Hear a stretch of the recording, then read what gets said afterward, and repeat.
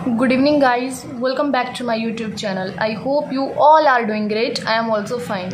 So आज का जो हमारा टॉपिक है वो रहने वाला है HVAC सिस्टम के ऊपर कि HVAC सिस्टम क्या होता है, HVAC जो सिस्टम होता है वो क्यों लगाया जाता है, ये सारी चीज़ें मैं आज आपको इस टॉपिक में क्लियर करूँगी। तो first of all HVAC system होता क्या है ये आपको पता होना चाहिए कि HVAC का पूरा नाम क्या है। वो है heating, ventilation and air conditioning. देखो HVAC सिस्टम की ज़रूरत आपके घरों में भी पड़ती है क्योंकि एक ऐसा एनवायरनमेंट, एक ऐसा पैरामीटर, घर में तो चलो हम ये लगाते हैं, अपने AC हो गए, आपने फ़ैन लगाया होता है, बट अगर बात करें फार्मा कंपनी की तो फार्मा कंपनी में ऐसी क्या चीज़ यूज़ होती है जिससे कि जो अंदर का जो एनवायरनमेंट होता है उसको हम एक टेम्परेचर, अच्छा टेम्परेचर दे सके। जितना हमें टेम्परेचर चाहिए होगा, जितनी हमें ह्यूमिडिटी चाहिए होगी, उतनी जो ह्यूमिडिटी हमें मिल पाए, एक हमें कैसा कंफर्टेबल हमें क्या चाहिए, एनवायरनमेंट चाहिए, उसके बारे में हम बात करेंगे। तो देखो HVAC होता है heating, ventilation and air conditioning. HVAC control indoor environment parameters. देखो जो HVAC होता है वो कंट्रोल करेगा इंडोर मीन्स डोर के अंदर, इंडोर एनवायरनमेंट पैरामीटर्स को, जिसमें क्या आता है, आपका टेम्परेचर आता है, ह्यूमिडिटी आती है, एयर फ्लो आता है और एयर फिल्टरिंग आती है। अगर बात करेंगे HVAC सिस्टम की इन फार्मा कंपनी में, तो फार्मा कंपनी में HVAC सिस्टम में आती है आपके दो चीज़ें। तो वो हो गई आपकी, एक हो गया AHU और दूसरा होता है DHU। AHU means air handling unit और DHU मीन्स डीह्यूमिडिफाइंग यूनिट। तो चलो थोड़ा सा पहले मैं आपको क्लियर कर दूं, फिर AHU और DHU के ऊपर बात करते हैं। फर्स्ट ऑफ ऑल आपको बेसिक सब पता होना चाहिए HVAC सिस्टम के बारे में। देखो main reason of HVAC is to human comfort और मटेरियल कंफर्ट। अगर फार्मा कंपनी की बात करें तो ह्यूमन कंफर्ट के साथ साथ मटेरियल कंफर्ट भी होना चाहिए, आपका प्रोडक्ट कंफर्टेबल भी होना चाहिए। जितने टेम्परेचर में आपका प्रोडक्ट रह सकता है, जितनी RH आपके प्रोडक्ट को चाहिए उतनी मिल सके। देखो अगर घर की बात करें तो ओनली और ओनली ह्यूमन कंफर्ट के लिए, अगर मेडिसिन, जहाँ मेडिसिन बन रही है, फार्मा कंपनी की बात हो रही है, वहाँ पर आपका मटेरियल भी सेफ रहना चाहिए। Main reason of HVAC is to human comfort. Maintain system which is good for body. ऐसा सिस्टम मेंटेन करना जो आपकी बॉडी के लिए भी अच्छा हो और कंपनी में आपके प्रोडक्ट के लिए भी अच्छा हो, ठीक है। और थर्मल कंफर्ट, जैसे समर में आपका कितना होना चाहिए टेम्परेचर, 78 फ़ारेनहाइट होना चाहिए और 25 डिग्री सेल्सियस होना चाहिए। विंटर में 68 फ़ारेनहाइट होना चाहिए और 20 डिग्री सेल्सियस होना चाहिए, ओके। अगर RH की बात करें तो RH 30 to 60% होनी चाहिए, ठीक है। ये हो गया आपका अगर घर की बात करें तो। बाकी अगर फार्मा कंपनी की बात करें तो फार्मा कंपनी में क्या होता है कि जो समर हो गया, विंटर हो गया, वहाँ पर समर विंटर नहीं देखा जाता है, वहाँ पर आपका प्रोडक्ट देखा जाता है कि आपके प्रोडक्ट को कौन से एनवायरनमेंट में आपका प्रोडक्ट जो है वो सेफ है। उसको 25 डिग्री सेल्सियस टेम्परेचर चाहिए या 20 डिग्री सेल्सियस टेम्परेचर से कम चाहिए, वो सारी चीज़ें चेक की जाती है आपके इस HVAC सिस्टम में, ठीक है। Maintain proper air filtration. जो AHU होता है, AHU का काम क्या होता है, फिल्टर करना, ठीक है, एयर को फिल्टर करना। देखो मेंटेन प्रॉपर एयर फिल्ट्रेशन होना चाहिए, प्रॉपर एयर मूवमेंट होनी चाहिए, ठीक है। वो एयर मूवमेंट कैसे होगी वो सारी चीज़ें मैं आपको आगे क्लियर करती जाऊंगी, ठीक है। जो आपका HVAC सिस्टम है उसमें हीट ट्रांसफर का भी थोड़ा रोल रहता है। जैसे कंडक्शन में क्या होता है, अगर कोई पूछ ले कंडक्शन क्या होता है, तो कंडक्शन होता है transfer of heat through solid matter. जब आपकी जो हीट है वो पास होगी, ट्रांसफर होगी सॉलिड मैटर के द्वारा, सॉलिड मैटर में, तो उसको कंडक्शन बोलेंगे। Convection, transfer of heat through liquid. जो लिक्विड के थ्रू जो आपकी हीट ट्रांसफर होती है उसको कन्वेक्शन बोलते हैं। और third one is your radiation, transfer of heat through gas. किसी गैस के थ्रू आपकी हीट ट्रांसफर हो सकती है और किसी एयर के थ्रू आपकी जो हीट है वो ट्रांसफर हो सकती है।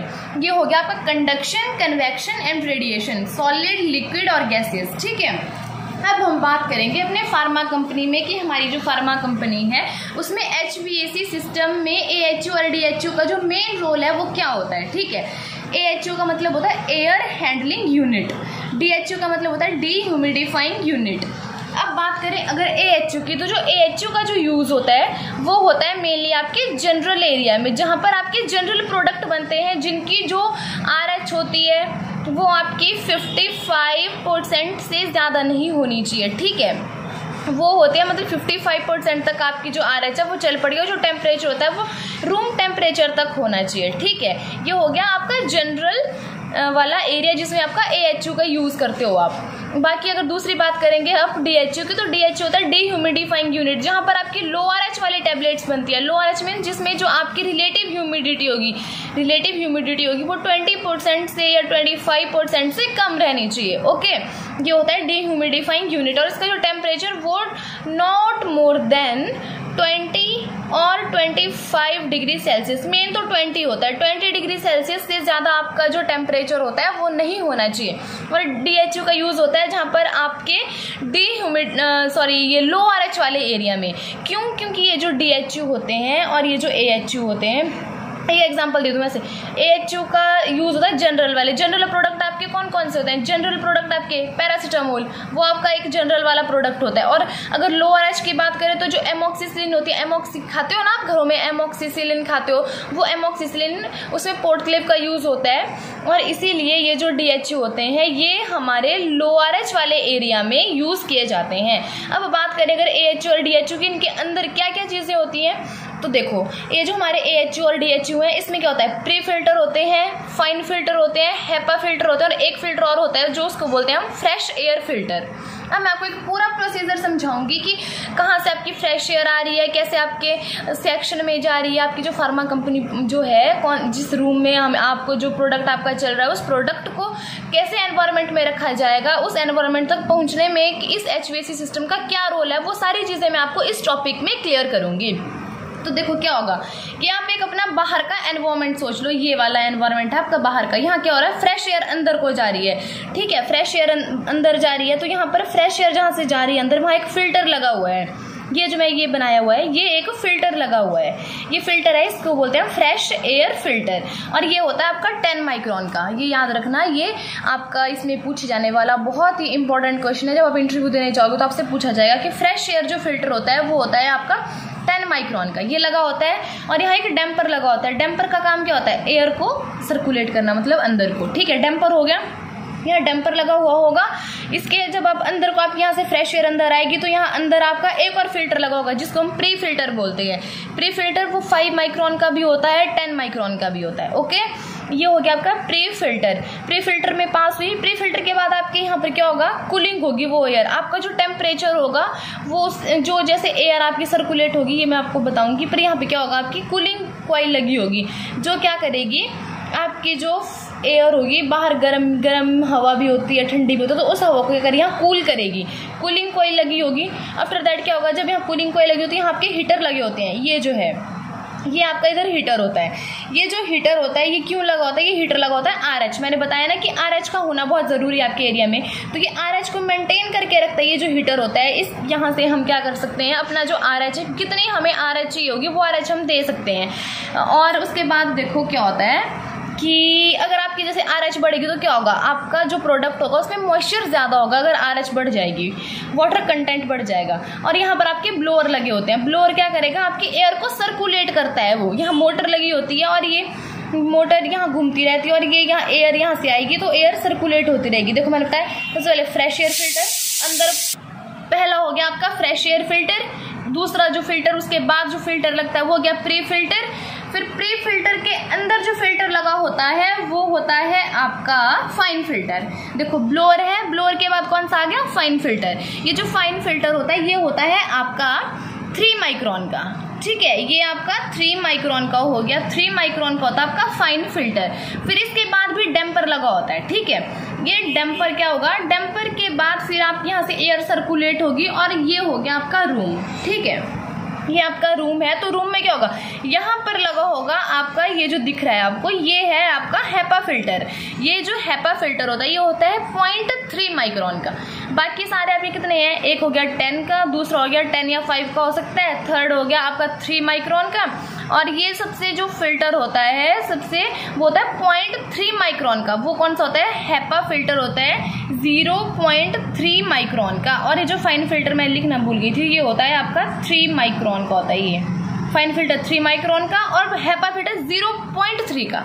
हेपा फिल्टर 0.3 का होता है। और देखो अब ये आपको प्रोसेस समझने के लिए क्या होगा, क्या हो रहा है, ये आपके हैपा फिल्टर है। यहाँ पर आपके एक लगे होते हैं रीसर्कुलेटिंग, जो आपकी जो हवा है उसको रीसर्कुलेट करेंगे। पहले आपके रूम में फ्रेश एयर आ गई, हैपा फिल्टर सारे फिल्टर्स के थ्रू आपकी आ गई। अब क्या होगा, यहाँ पर एक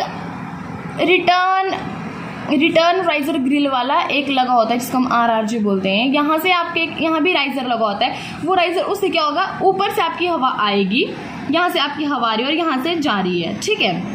रूम में आपको फ्रेश एयर मिल रही है, उसके बाद जो आप छोड़ रहे हो वो वाली जो एयर है वो यहाँ से जा रही है। देखो ऐसे एक प्रोसीजर होता है इसके जाने का, यहाँ से जा रही है वो और फिर से वो रीसर्कुलेट होकर के कहाँ पहुँच गई, आपके इधर ही पहुँच गई, जहाँ से आपकी फ्रेश एयर फिल्टर थी वहाँ पर पहुँच गई। यहाँ फिर से क्या होगा, वैसे ही होगा, प्री फिल्ट्रेशन होगी उसकी।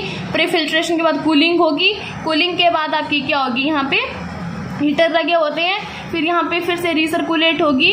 यहाँ पर आपके ये जो लगे हैं, ये जो है ये वाले, इसको बोलते हैं हम, इसको बोलते हैं ब्लोअर। ये जो ब्लोअर लगे होते हैं इसका काम होता है, मोटर ब्लोअर बोलते हैं इसको, क्योंकि ये जो मोटर लगी हुई है इसका काम होता है एयर को सर्कुलेट करना। एयर सर्कुलेट आपके फाइन फिल्टर में, फाइन फिल्टर से आपके हैपा फिल्टर में, हैपा फिल्टर से आपके रूम में, रूम से फिर से रिटर्न हो रही है और रिटर्न होके फिर से आपके वहीं पर ही पहुंच गई। ये एक ऐसा रीसर्कुलेट प्रोसेस होती है। और ये जो HVAC सिस्टम है इसमें जो मेन रोल होता है वो AHU और DHU का होता है। दोनों की फंक्शनिंग बिल्कुल सेम है, बट एक इनमें जो डिफरेंस है वो मेन होता है कि air handling unit means AHU आपके जनरल वाले एरिया में यूज किए जाते हैं और जो DHU होते हैं वो आपके कहीं लो RH वाले एरिया में यूज किए जाते हैं। सो आज का जो हमारा टॉपिक था वो था HVAC सिस्टम के ऊपर। मुझे लगता है कि सबको आज का जो टॉपिक है वो समझ आ गया होगा, इसलिए थैंक यू सो मच। मिलते हैं नेक्स्ट वाले अच्छे से टॉपिक के साथ। Thank you.